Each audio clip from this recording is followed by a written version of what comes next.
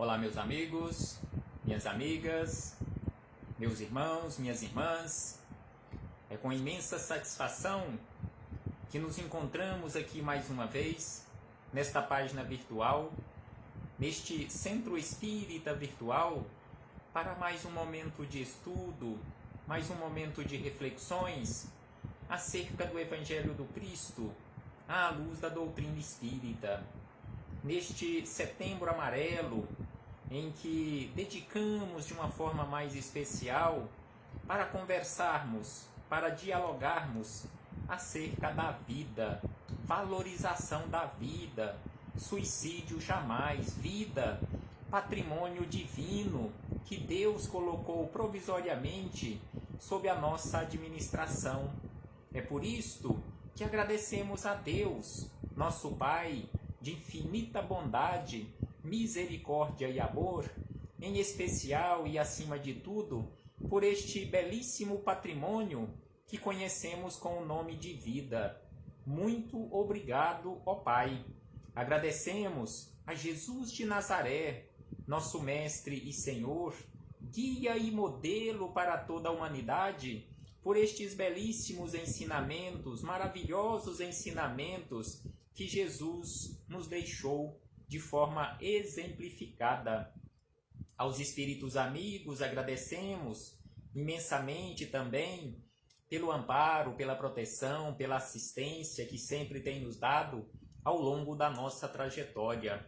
E não podemos deixar de agradecer a todos vocês, irmãos e irmãs de jornada, que constantemente se fazem presentes nesta página virtual para juntos mais uma vez, conversarmos acerca destes ensinamentos maravilhosos, em especial o Evangelho do Cristo, à luz da doutrina espírita, conversar acerca desta valorização da vida, suicídio jamais, respeitemos a vida, suicídio não, conforme nos diz a Federação Espírita Brasileira e conforme nós encontramos na doutrina espírita, você continuará a viver depois da morte. Suicídio é ilusão. Procure ajuda. Assim nos fala a Federação Espírita Brasileira. Porque a vida, ela continua e continuará sempre. Não existe morte.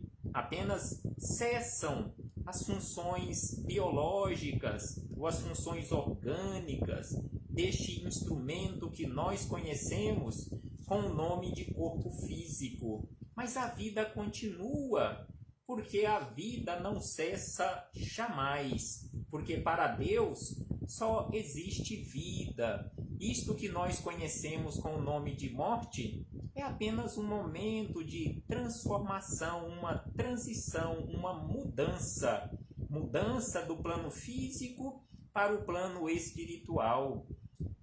E hoje aqui nos encontramos para estudarmos mais um capítulo do livro Atenção, livro de autoria de Emmanuel, em parceria com Chico Xavier.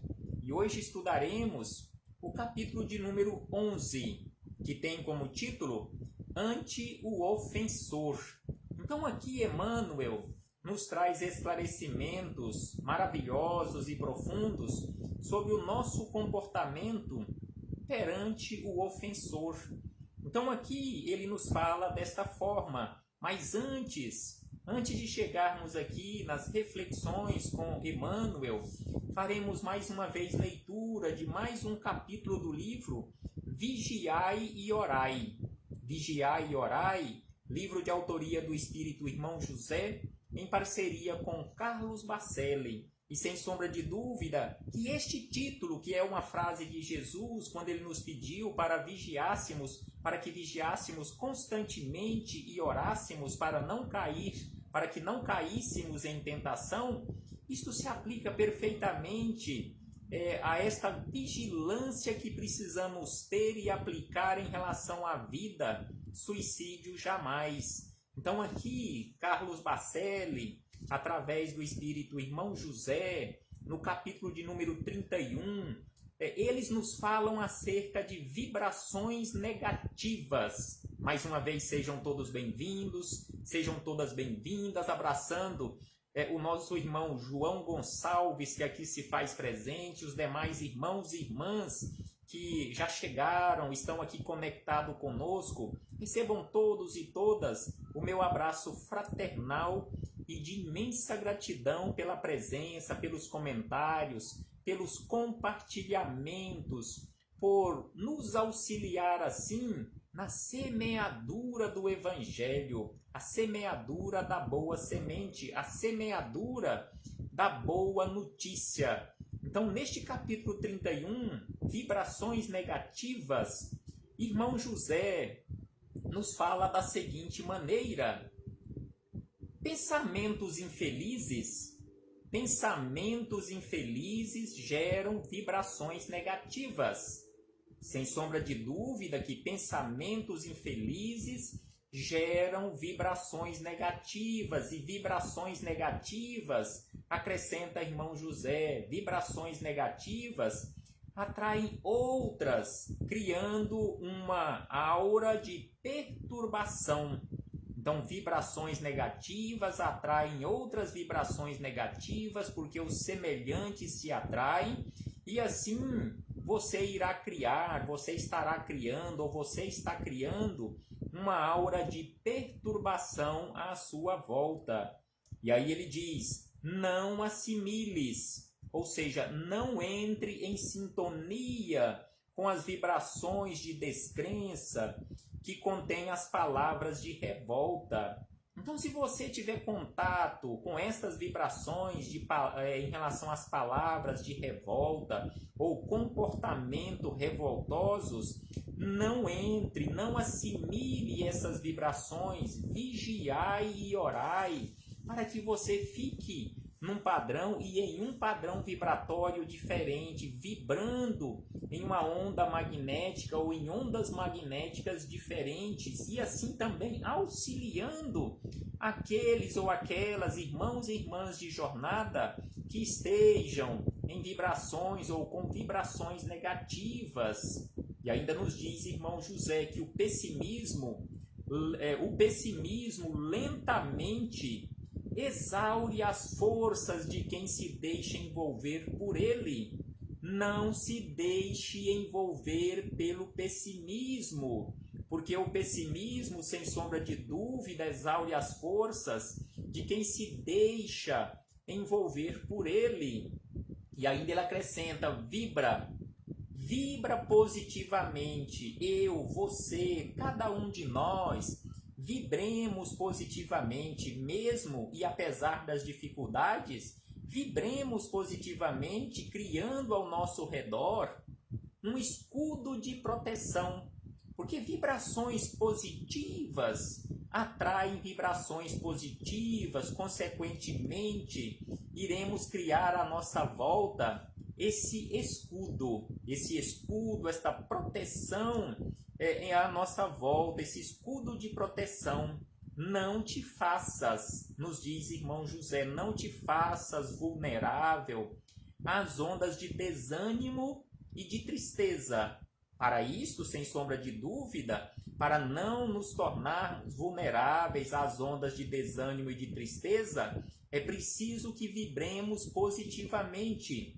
Pessimismo jamais, revolta jamais. E ainda nos diz: nada dá certo apenas para quem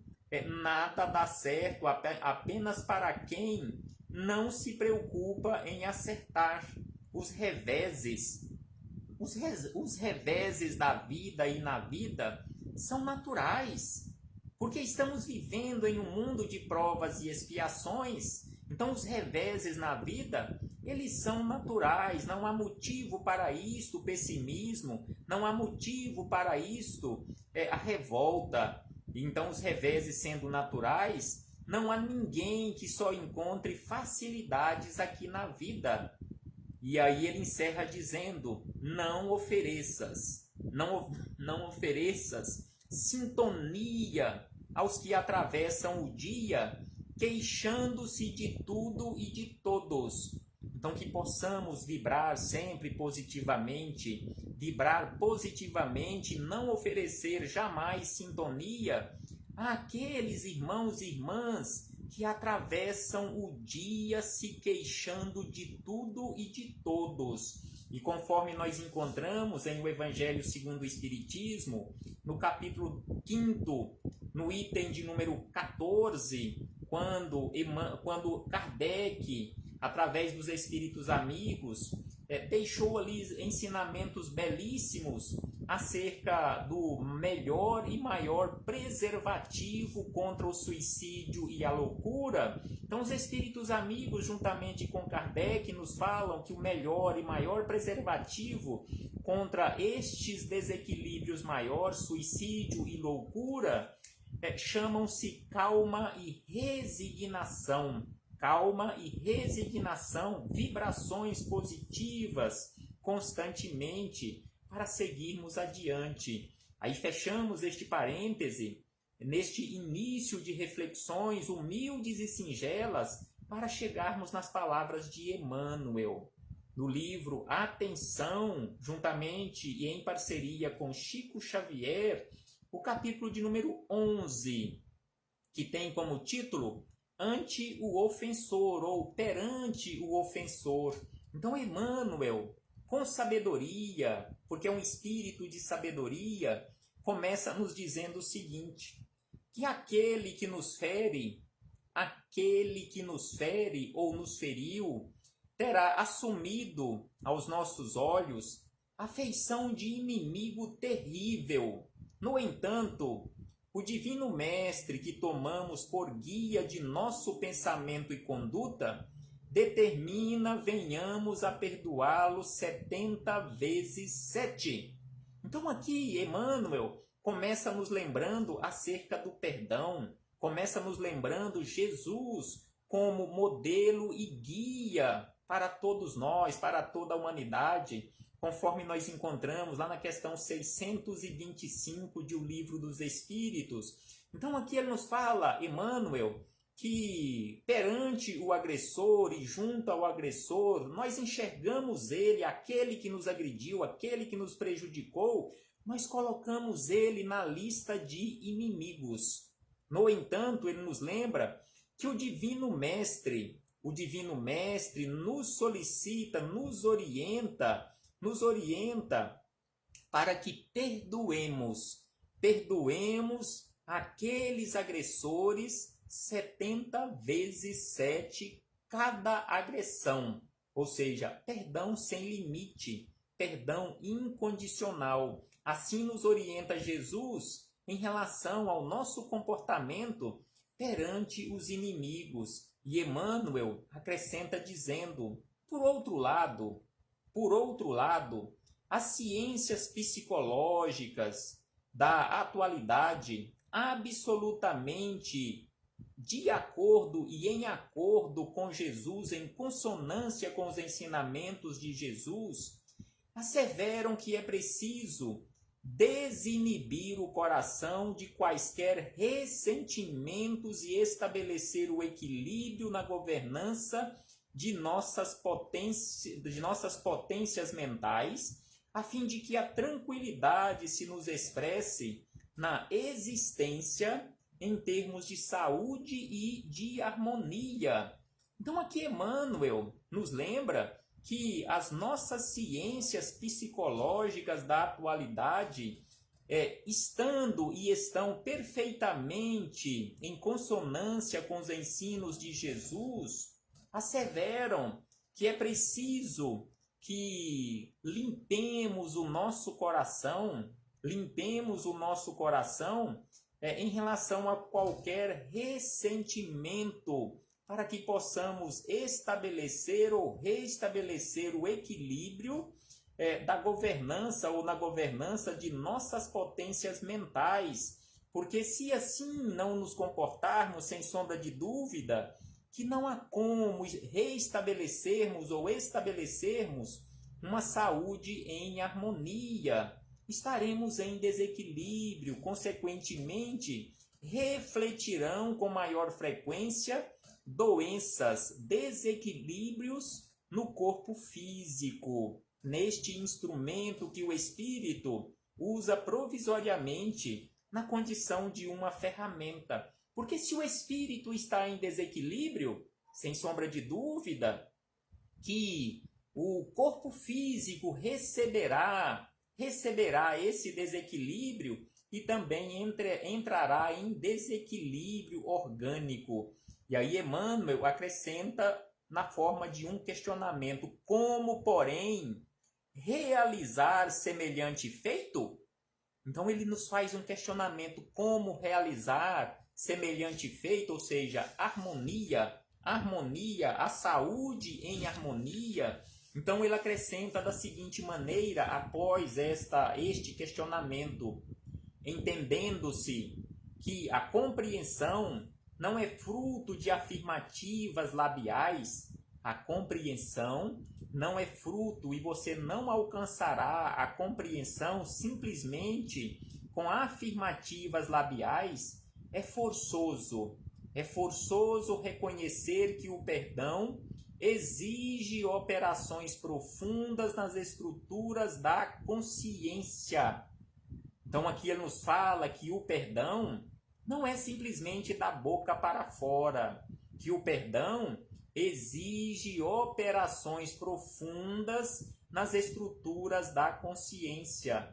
Para você se perdoar, para você perdoar o próximo, para eu me perdoar, para eu perdoar o próximo, não é simplesmente com afirmativas labiais. Ah, eu me perdoo, eu te perdoo. Não, de forma alguma.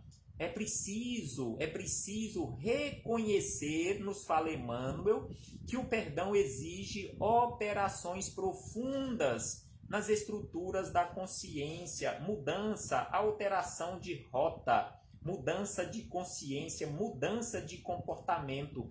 Não é possível perdoarmos verdadeiramente o auto-perdão e o perdão para com o próximo e continuarmos do mesmo jeito. É preciso transformação. É por isso que ele nos fala de operações profundas ou alterações profundas no nosso comportamento.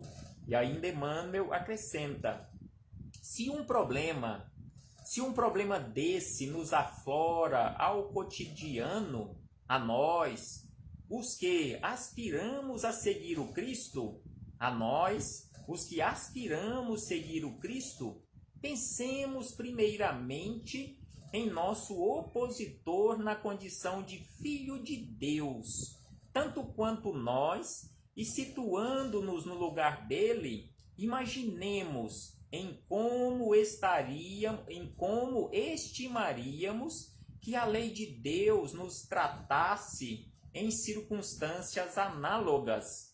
Então aqui ele nos fala, Emmanuel nos lembra que todos nós que aspiramos àquela condição de seguidores do Cristo, quando nos depararmos com uma condição de ofensa ali diante do ofensor, é preciso que nos coloquemos primeiramente na condição do opositor e lembremos que o opositor, que o ofensor, é filho de Deus. É filho de Deus, assim como eu, assim como você, assim como cada um de nós. Aquele que nos prejudicou, ele também é filho de Deus. E neste caso é preciso que nos coloquemos no lugar dele e imaginemos e refletirmos verdadeiramente de que forma eu gostaria de ser tratado por esta lei maior, esta lei de Deus, a lei de justiça, de amor e de caridade.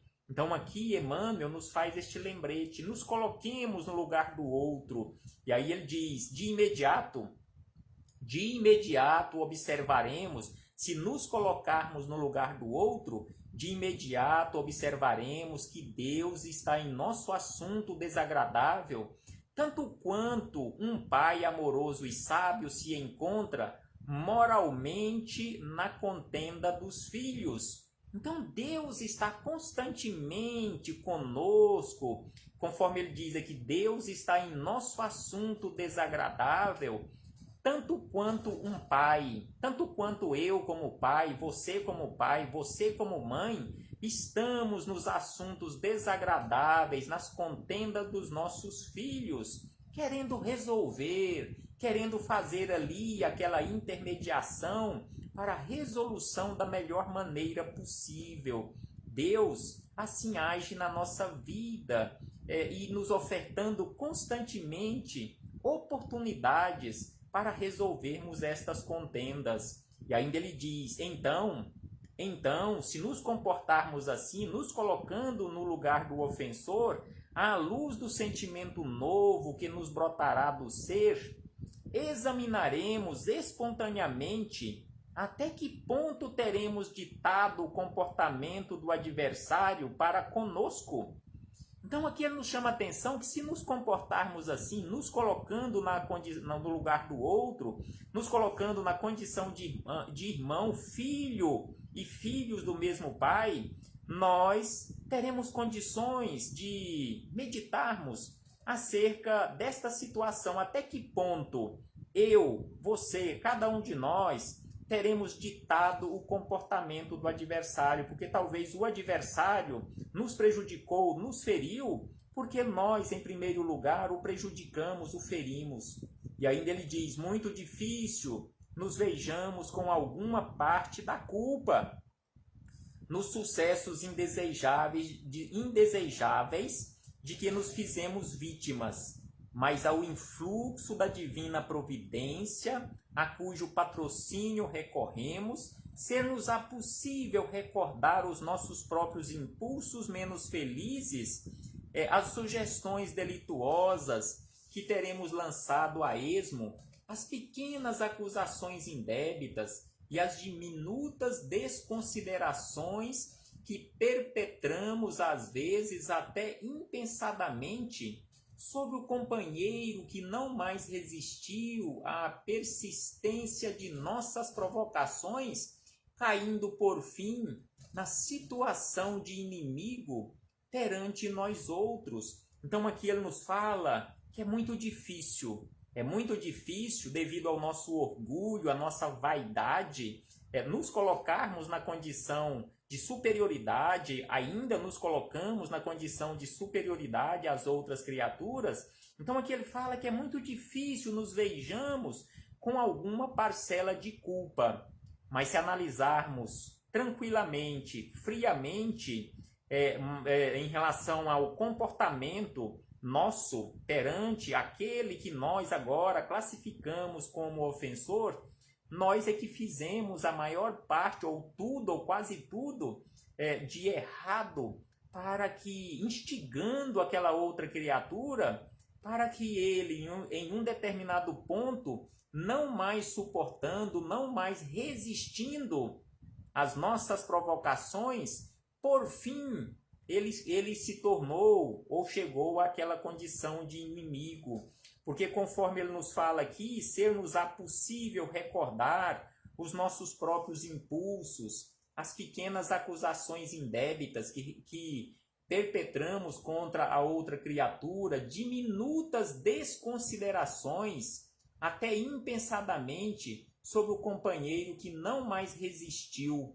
E aí ele acrescenta, Emmanuel ainda acrescenta, efetuando, se realmente efetuarmos o autoexame, a visão do montante de nossas falhas não mais nos permitirá emitir qualquer censura em prejuízo de alguém. Então aqui ele nos chama a atenção que se nós efetuarmos, e precisamos aprender a efetuar o autoexame, a visão do montante de nossas falhas não mais nos permitirá, ou seja, descobriremos um montante enorme de falhas e assim nós não teremos mais coragem de emitir qualquer censura em prejuízo de alguém. E ainda ele diz, muito pelo contrário, ao invés de censurar o outro, muito pelo contrário, proclamaremos de pronto no mundo íntimo a urgente necessidade da misericórdia divina para o nosso adversário e para nós. Então aqui ele nos fala sobre aquela necessidade de nos conhecermos.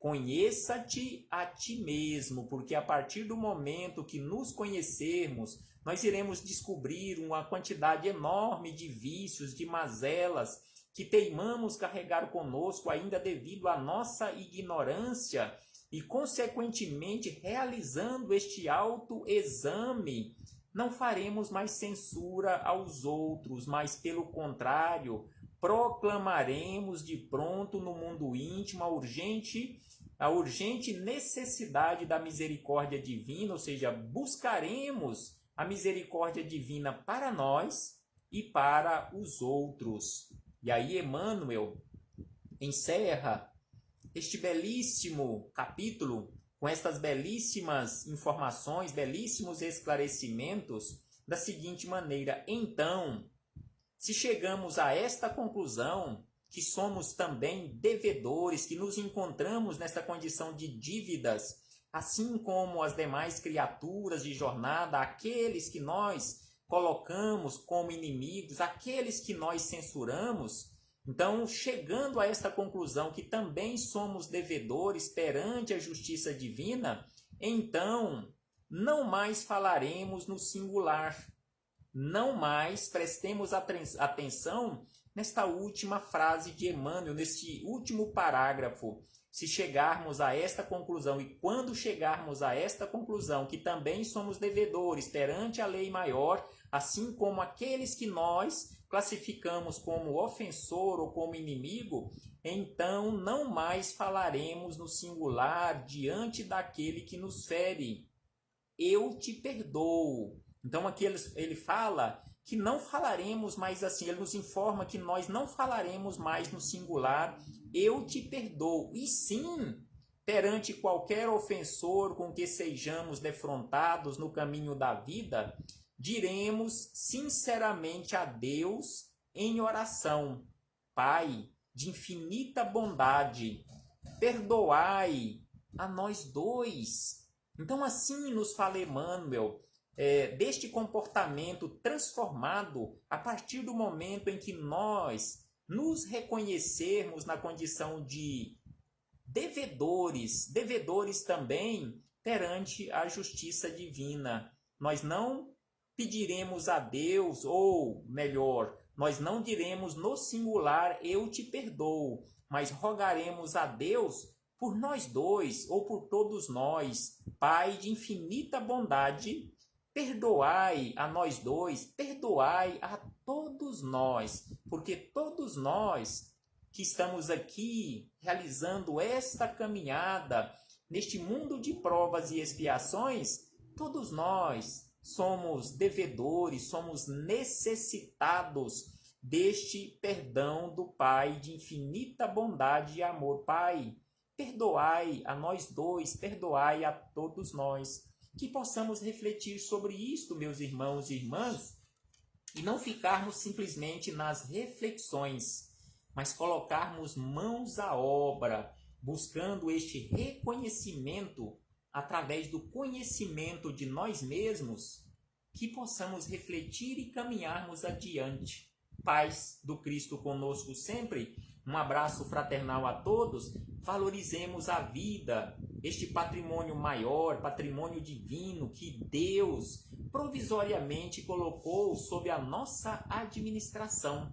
Que possamos, com o auxílio dos Espíritos amigos, com o auxílio e o amparo de Jesus, com a sustentação de Deus, nos tornarmos bons administradores de todos os patrimônios que temos à nossa disposição, patrimônios divinos, e este patrimônio maior que conhecemos com o nome de vida. Até breve, meus irmãos e irmãs, quando aqui pretendemos voltar a nos reencontrar para darmos continuidade a estes estudos e a estas reflexões acerca da vida.